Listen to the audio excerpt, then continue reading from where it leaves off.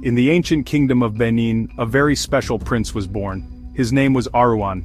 Ah, this was not just any prince, my people. Arouan was a giant. From a young age you could see he was different. He had a strength that nobody had ever seen before. He was so strong that the stories of his power traveled far and wide across rivers and through forests, to every corner of the kingdom and even beyond. People would whisper his name with awe and a little bit of fear. They said he could do things that seemed impossible for any normal human being. Can you imagine that? A prince with the power of 10 men combined. They said that when Arouan was just a boy, he did not play with normal toys. No, not at all. While other children were playing with carved wooden figures, Arouan was playing with things that grown men could not even lift. He would go into the forest and practice his strength. The storytellers say he could pull young palm trees right out of the ground with his bare hands, roots and all. He would lift them up as if they were just small sticks. This was his own way of playing. His muscles were like rocks, and his spirit was as big as his body. Arouan was truly a wonder, a gift from the gods to the Benin kingdom. Everyone in the kingdom knew that Arouan was destined for greatness. They looked at his incredible power and thought, ah, this one is a future Oba for sure. The people loved him and admired his strength. They believed that a king with such power would be able to protect the kingdom from any enemy. They would sing songs about his might and tell stories to their children about the giant prince who could wrestle with nature itself. His presence was so big, so powerful, that it filled the entire palace. He walked with pride, knowing he was special, knowing he was born to be a great ruler. His father, Oba Ozolua, was a very powerful king himself. He was known as Ozolua the Conqueror because he won many wars. When he saw his son Arouan, he was very proud. He saw a reflection of his own strength, but even bigger. He must have thought, yes, this is my son. He will continue my legacy and make the Benin kingdom even greater. The future looked bright and clear. Arouan was the firstborn son, blessed with unmatched strength. It seemed like his path to the throne was already written in the stars. But sometimes, my dear, destiny can play funny tricks on you. Now let me tell you where the story took a sharp turn. In the Benin kingdom, tradition is very, very important. There are rules for everything, especially for things concerning the royal family. When a royal baby is born, there is one thing they must do immediately. The baby must cry. The sound of a new prince's cry is a signal to the kingdom. It tells the Oba and the people that a new living heir has arrived. It is a sign of life, a sign that the baby is ready to face the world. This cry is the first announcement of the prince's existence, and it is a very important part of the tradition. When the great Arouan was born, the whole kingdom was waiting. The royal midwives were there, the chiefs were waiting outside, and everyone held their breath. But when Arouan came into the world, he did not cry. Not one sound came from his lips. He was a big, healthy baby, but he was silent. The midwives tried everything to make him cry, but he refused. He just looked around with his big, calm eyes. Because he did not cry, the message sent to his father, Oba Ozolua, was that the new baby was stillborn. Ah, what a terrible mistake. The Oba was very sad, but he had to move on. A little while later, another wife of the Oba gave birth to a son. This baby's name was Esigi. The moment Esigi was born, he let out a loud and powerful cry. The cry echoed through the palace and everyone heard it. Following the tradition, the Oba immediately performed all the important royal rites for Esigi. He was officially recognized as the firstborn son and the heir to the throne. The kingdom celebrated the birth of their new crown prince. They did not know that Arouan, the silent giant, was alive and well. It was a big mix-up that would change everything forever. By the time the news reached the Oba that his first son, Arouan, was actually alive, it was too late. The ceremonies for Esigi had already been completed. According to the strict laws of the land, what was done could not be undone. Arouan had lost his birthright simply because he did not make a sound at birth. Can you imagine the pain? Born first, born stronger, but denied his destiny by a moment of silence.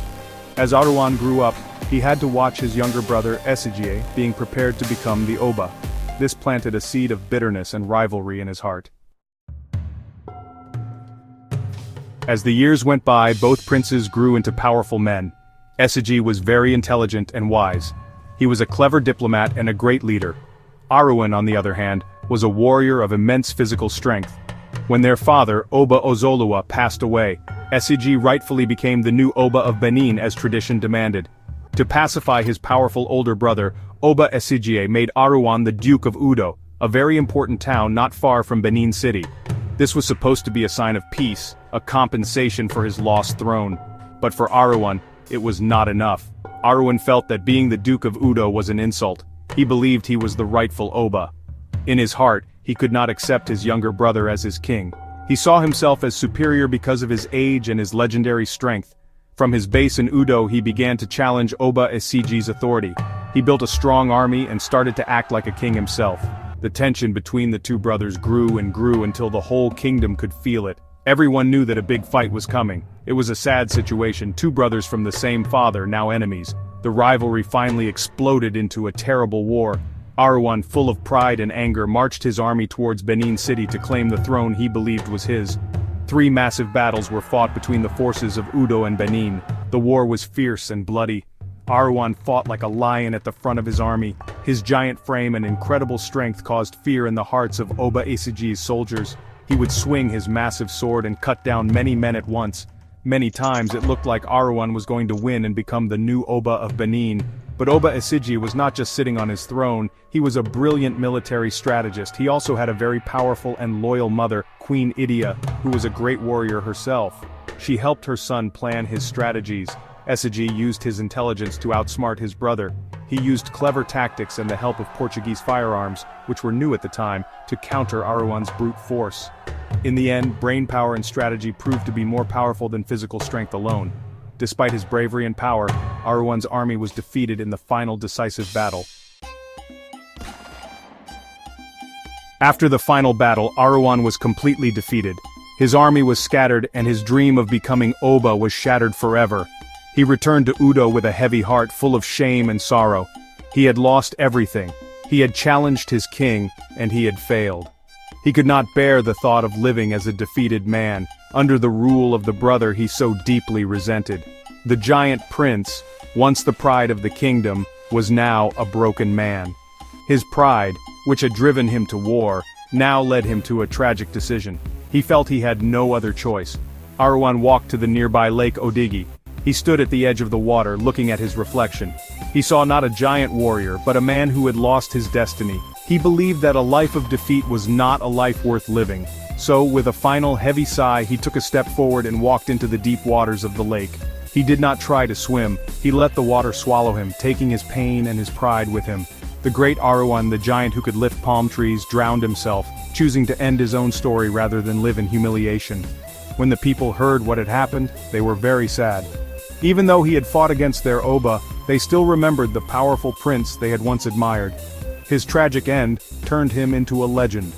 The story of his life became a lesson about pride, destiny, and the pain of a lost birthright. The people of Udo began to worship him as a deity. They believed that his powerful spirit did not die but instead entered Lake Odigi. They say his spirit still lives in the lake today, guarding its waters as the patron deity.